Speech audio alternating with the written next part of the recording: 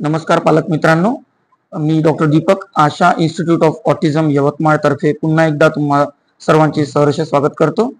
आतापर्यंत आपण ऑटिझम बद्दल बघितलं, त्याच्यातलाच एक सेगमेंट म्हणून आपण डिस्लेक्झियाकडे पण बघतो.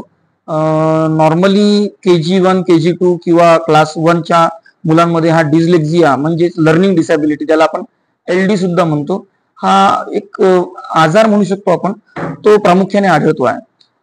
याची लक्षणं असं दिसतील आपल्याला की त्यांना लिहिण्यामध्ये वाचण्यामध्ये काही डिफिकल्टीज येतात किंवा वाचलेलं त्यांना काही लोकांना तर लर्न तर होतं पण ते लिहू शकत नाही. तर असे जे प्रॉब्लेम्स आपल्याला नॉर्मली आढळतात त्याला आपण लर्निंग डिसॅबिलिटी म्हणतो आणि याच्यामुळे स्कूलमधून ड्रॉपआउट्स होण्याचे किंवा पॅरेंट्स कडून त्यांना थोडंसं डिप्रेस होण्याचे प्रमाण खूप जास्ती प्रमाणात वाढलेलं आहे. बऱ्याच वेळा काय होतं की पालकांना हे कळत नाही की त्याला डिस्लेक्झिया आहे, त्याच्यामुळे वारंवार त्याच्यावरती खूप सारं प्रेशर येतं आणि मुलं याच्यामध्ये डिप्रेस व्हायला लागतात. पण ते खूप प्रयत्न करत असतात पण त्यांना ते जमत नाही. तर यावेळेस नेमकं काय करायला पाहिजे? तर माझं असं सजेशन आहे की पालकांनी किंवा शिक्षकांनी या गोष्टीकडे प्रामुख्याने लक्ष देऊन लवकरात लवकर त्यांची ट्रीटमेंट आपण सुरू करायला पाहिजे.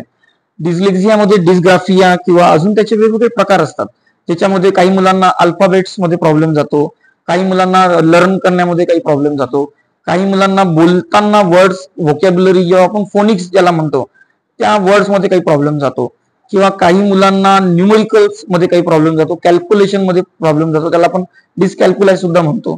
तर अशा काही ज्या प्रॉब्लेम्स असतात त्या आपल्याला पहिले आयडेंटिफाय करावे लागतात की नेमकं त्या मुलाला तो प्रॉब्लेम कुठे येतोय आणि त्यानुसार मग आपण त्याची ट्रीटमेंट सुरू करतो. याच्यामध्ये आपण त्यांना प्रामुख्याने त्यांना इंटरेस्टिंग करून काही अल्फाबेट शिकवणं किंवा काही साऊंड्स त्यांना आयडेंटिफाय करून देणं, वेगवेगळ्या प्रकारच्या काही गॅजेट्स यूज करून, काही असे काही गोष्टी आहेत ज्या आपण क्लिनिकमध्ये यूज करतो आणि घरी पण त्यांना सांगतो, त्याच्यामधून आपण त्यांना या लर्निंग डिसॅबिलिटी पासून बाहेर निघण्याकरता मदत करतो.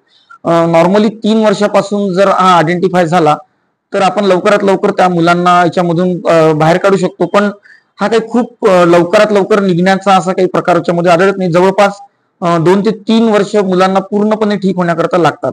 त्याच्यामुळे आपण मुलांना थोडंसं जर प्रोत्साहन दिलं आणि त्यांना जर आपण समजून घेतलं आणि त्यांचं योग्य प्रकारे जर आपण निराकरण करण्याचा जर प्रयत्न केला तर नक्कीच डिस्लेक्झिया मधून आपले मुलं बाहेर येऊ शकतात. येणाऱ्या काळामध्ये येणाऱ्या एपिसोड्स मध्ये मी तुम्हाला एक एक करून डिस्लेक्झिया मधून बाहेर कसं येण्याचं, कोणत्या एक्सरसाइज आपण करू शकतो आणि मुलांमध्ये आपण कोणत्या प्रकारची काळजी घेतली पाहिजे याबद्दल मी नक्कीच मार्गदर्शन करणार आहे. नमस्कार.